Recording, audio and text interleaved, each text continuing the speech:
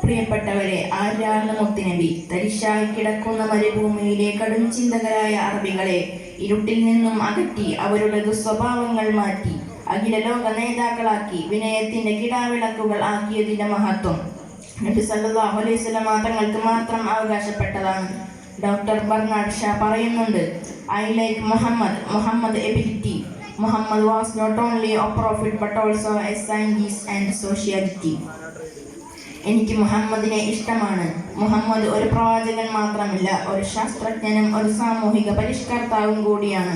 ഇഴയുന്ന ജന്തുക്കളും പറക്കുന്ന പക്ഷികളും നീന്തുന്ന മത്സ്യങ്ങളും നടക്കുന്ന മൃഗങ്ങളും വർണ്ണജാതി വ്യത്യാസം നോക്കി തർക്കിച്ചിരിക്കുന്ന ലോക ജനതയെ ഏകോപന സഹോദരങ്ങളാക്കി മാറ്റി കറുത്തവനേക്കാൾ വെളുത്തവനോ അനർബിയേക്കാൾ അറബിയനോ സ്ഥാനം കൽപ്പിക്കാത്ത ഹൃദയശുദ്ധി കൊണ്ട് സൃഷ്ടാവിലേക്ക് അടുക്കുന്നവനെ പദവി നൽകി ബഹുമാനിച്ച കാരുണ്യത്തിന്റെ ഹസ്തവുമായി വിമോചനത്തിന്റെ പാത തെളിയിച്ചു കൊടുത്ത ഹബീബുന മുഹമ്മദ് മുസ്തഫ സല്ലല്ലാഹു അലൈഹി വസല്ലം എല്ലാവിധ സുഖസൗകര്യങ്ങൾ നേടാമായിട്ടും മൺചുവരുകളുള്ള ഈത്തപ്പന കൊണ്ടുള്ള ഹബീബിന്റെ വീട്ടിൽ ദിവസവും വീട്ടുപണി ചെയ്ത് ദിവസവും അടിച്ചുവാരി AC ഇല്ലാത്ത ഫാനില്ലാത്ത മരുഭൂമിയുടെ മണ്ണിൽ ഈറപ്പായ വിരിച്ചു കിടന്നുകൊണ്ടിരുന്ന രാജാക്കന്മാരുടെ രാജാവായ ചക്രവർത്തിമാരുടെ ചക്രവർത്തിയായ റസൂലുനാ മുഹമ്മദ് മുസ്തഫ സല്ലല്ലാഹു അലൈഹി വസല്ലം വമാ അർസൽനാക ഇല്ലാ റഹ്മത്തുൽ ലിൽ ആലമീൻ.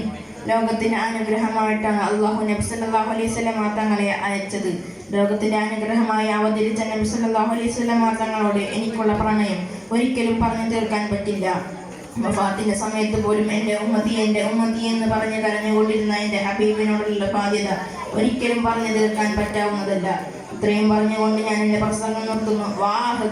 അൽഹംദുലില്ലാഹി റബ്ബിൽ ആലമീൻ. അസ്സലാമു അലൈക്കും വറഹ്മത്തുള്ളാഹി വബറകാതുഹു.